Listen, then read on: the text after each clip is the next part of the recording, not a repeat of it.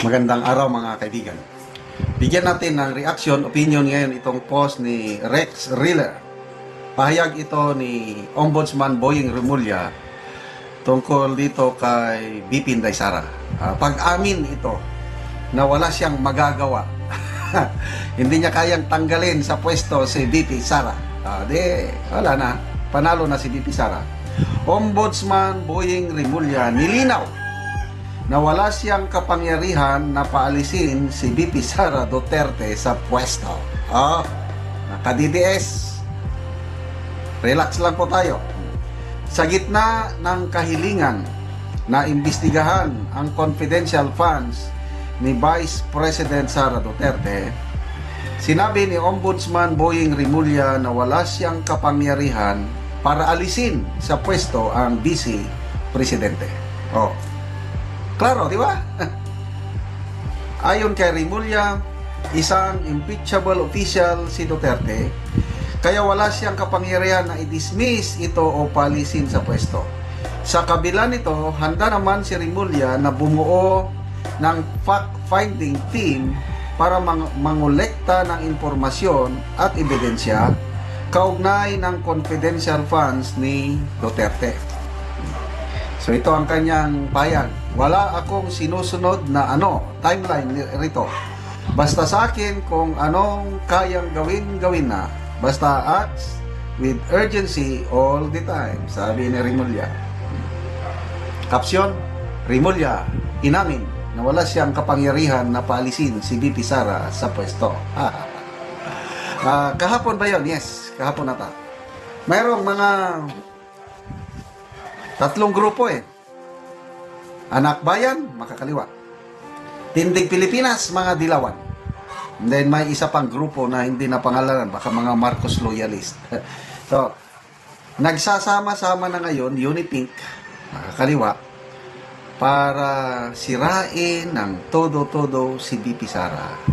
Paghahanda na ito sa 2028 national election. Kaya kahapon, nag-submit sila ng letter sa ombudsman, urging the ombudsman na please, paapurahin, imbestigahan confidential funds. Ito ang pahayag ni Secretary Boying Remulla siguro, na yes, mag-imbestiga kami, kakalap ng ebidensya, kailang mabuti yung klinaro na niya sa mga sumulat na wala akong kakayahan na paalisin siya sa pwesto. Klaro. Salamat naman, Ombudsman Remulla. Alam mo yan. Ito lang mga nagre-reklamo. Hindi sila nag-iisip. Atat sila na maalis ang BP Sara sa kanyang pwesto through impeachment. Putak sila ng putak sa confidential funds. Actually, yung 125 million na confidential funds ni BP Sara 2022, ang may notice of disallowance lang yun is 73.2 million. Yun lang. Ibig sabihin, yung 52 million something, clear na yun. Ang notice of disallowance na mayroon akong nabasang post, isang magaling na abogado, Attorney Lodwabi, is not a findings of corruption, yung notice of disallowance. Technical problem lang yun, yung mga clearing documents. Yun ang ibig sabihin yun. Ang matindi, kung ang COA, meron na siyang referral. Example lang. Ang COA, dahil sa confidential funds na yun, may referral na siya through ombudsman na filed graft charges against BP Sara, or may referral na siya through to prosecutor office na sampahan ng ganito. Yon, hanggat walang referral ang COA to ombudsman, ang ombudsman walang magawa. Ganon para yun. The only agency mandated by the Constitution to determine kung mayroong ginawang kalukuhan ng isang opisyal sa paggamit ng pondo is only COA. It's not Congress, it's not Ombudsman, it's not the court. COA lang. Once na nagsalita ang COA na there is something wrong dito at inirepair niya ang opisinang iyon sa Ombudsman, yun na yun. Sa ngayon, wala pa eh. Di ba tahimik ang ano? Tahimik ang COA as of now. Sabi ng abogado, it's a good thing na ganon, tahimik lang ang COA. Wala, hindi na siya naglabas ng finding whatsoever. It's either clear na yon, natapos na yon, kailang ayaw lang nagsasalita ang COA para maiwasan na parang may pinapanigan siya, which is better. Kaya walang kaproblema yung confidential funds na yan. Kasi naranasan din namin gumamit niyan nung naging commander ako. Hindi ko pinapakialiman as a commander. Yung intelligence officer ko, bahala siya. I-clear niya.